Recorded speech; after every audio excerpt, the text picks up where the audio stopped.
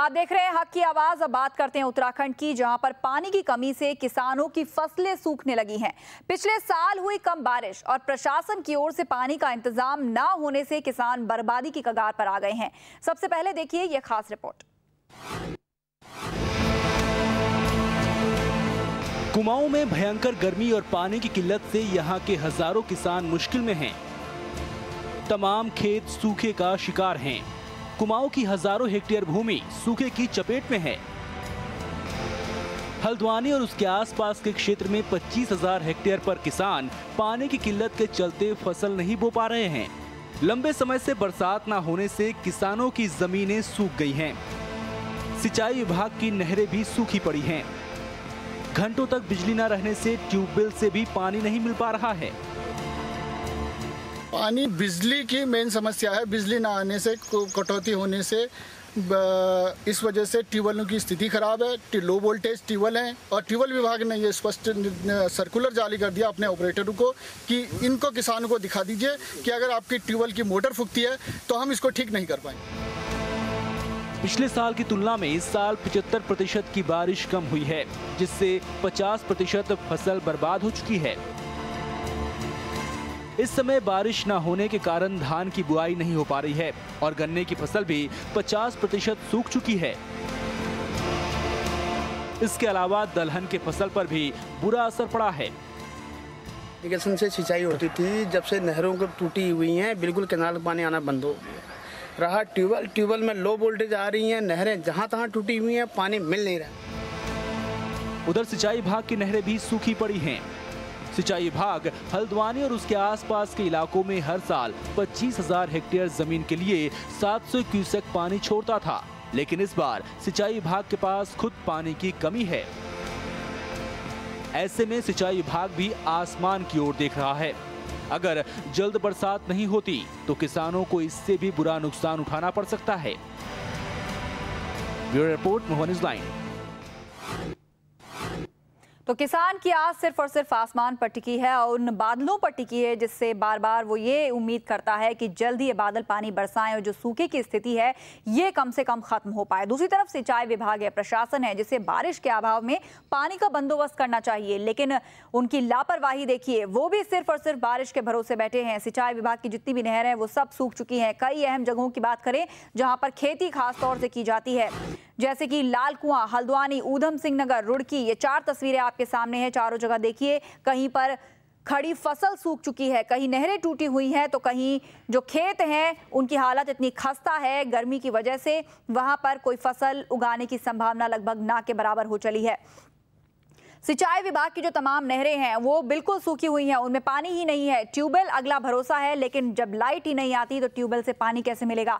जितनी देर लाइट मिलती है उसमें वोल्टेज नहीं होती, जिसके चलते ट्यूबवेल भी इन लोगों के लिए बेकार साबित हो रहे हैं और जिसका नतीजा ये हो रहा है कि फसलें यहाँ पर खराब हो रही हैं, सूख रही हैं, लेकिन प्रशासन इस ओर ध्यान नहीं दे रहा। उत्तराखंड की बात करें तो यहाँ से धान बहुत ज़्यादा उपजता है, यानी कि चावल जो हम आपके घर में बड़े पैमाने पर इस्तेमाल होता है। दलहन की फसल को बहुत नुकसान हुआ है, गन्ने की फसल को बहुत ज़्यादा नुकसान हुआ है, लेकिन प्रशासन की ओर से अभी तक कोई कारगर कदम नहीं उठे हैं, बल्कि प्रशासन तो खुद ही किसान के साथ साथ आसमान की ओर देख रहा है कि जल्दी से ये पानी बरस जाए, जल्दी से काले मेघ घुमड़ के आए और वो बारिश कर दें, जिससे ये सारी समस्या खत्म हो जाए। लेकिन सवाल ये है कि सिर्फ प्रकृति और बारिश के भरोसे खेती नहीं चल सकती। भारत एक कृषि प्रधान देश है। उत्तराखंड की यहाँ पर बात करें, जहाँ पर फसलें सूखकर जा रही हैं, तो यहाँ पर प्रशासन की जिम्मेदारी बनती है कि अगर बारिश आने में देर हो रही है या फिर बारिश नहीं हो पा रही है, फसलों को नुकसान हो रहा है, तो पानी किसानों को मुहैया कराया जाए, पानी का बंदोबस्त किसानों को करके दिया जाए, जिससे कि ये फसलें सूख ना जाएं, ये फसलें खराब ना हो जाएं। लेकिन ऐसा देखने को कुछ भी नहीं मिलता। तो उत्तराखंड में सूखे से भारी नुकसान किसानों को उठाना पड़ रहा है। पानी की किल्लत से खेत सूख गए हैं, लेकिन इस ओर ऐसा लगता है सरकार का, प्रशासन का ध्यान ही नहीं है। धान की फसल बर्बाद हो गई है, दलहन की फसल को नुकसान हुआ है, गन्ने की फसल खराब हो चली है, लेकिन फिर भी बारिश के भरोसे सिंचाई विभाग बैठा हुआ है। ना तो उसने अभी तक कोई वैकल्पिक व्यवस्था की है और ना ही सरकार ने इस ओर ध्यान दिया है, इस समस्या को उतना बड़ा समझा है कि इस ओर बैठक की जाए, ध्यान दिया जाए और उन किसानों को कम से कम पानी मुहैया कराया जाए। उन किसानों की बातें भी हमने आपको सुनवाई कि कैसे वो खुद कह रहे थे कि उन्हें पानी नहीं मिलता, जिसके चलते उनकी फसल बर्बाद हो रही है, खड़ी फसल सूख रही है या फिर तेज गर्मी की वजह से कुछ भी बोने लायक खेत नहीं रह गए हैं। तस्वीरों के माध्यम से आपको बता रहे हैं कि कैसे यहाँ फसल सूख गई है। किसान जो है वो बारिश की आस लगाए बैठा है, क्योंकि प्रशासन की जो आस है वो इस कदर टूट चुकी है कि अब कोई उम्मीद नहीं बची है कि प्रशासन की ओर से कोई मदद की जाएगी।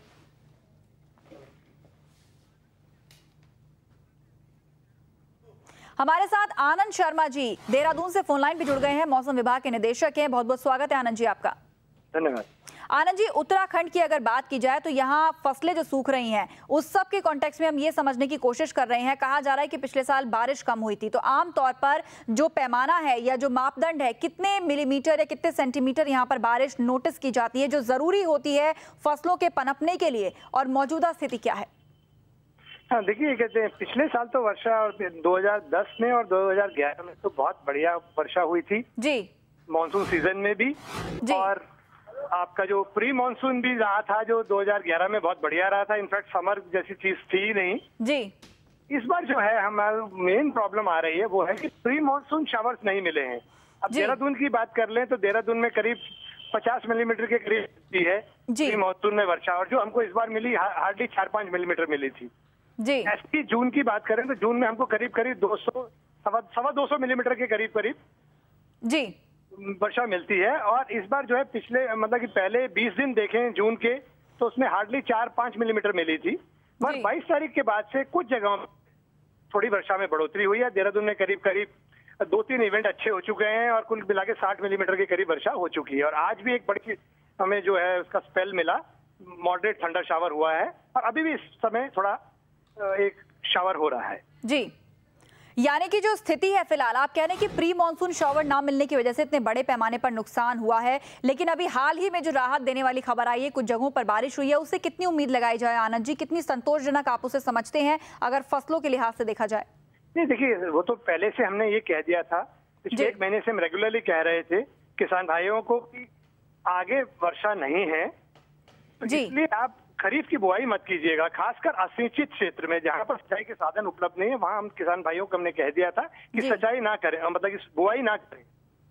अब एक्चुअली जहां जिन जगहों पे इस समय हमें प्री मानसून शावर अब मिला है 22 तारीख से ऑनवर्ड, तो अब थोड़ी स्थिति बेहतर हुई है, तापमान में भी गिरावट आई है और अब जो है किसान भाई जो है थोड़ी खासकर जहां मध्यम वर्षा मिली है वहां बुआई शुरू कर सकते हैं, क्योंकि जुलाई में थोड़ा सा इंडिकेशन थोड़ी बेटर हो सकते हैं जी।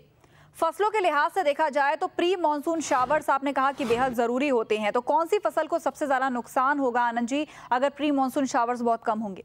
नहीं, देखिए, उसमें क्या हुआ था, बेसिकली जो सब्जियां वगैरह लोग लगाते हैं जी, तो उनको खासकर असिंचित क्षेत्र में जो है उनको नुकसान पहुंच सकता था। और साथ में कुछ फ्रूट्स रहते हैं, ऊपर फ्रूट ट्रीज हैं, उनको बारिश की जरूरत होती है जी। उनके लिए लीची के लिए थोड़ी प्रॉब्लम आई थी इस बार जी। तो ये था, बाकी जिन लोग किसान भाइयों ने यदि सुना है हमारी एडवाइस को और बुआई नहीं करी तो उनको खरीफ में तो एटलीस्ट नुकसान नहीं होना चाहिए जी।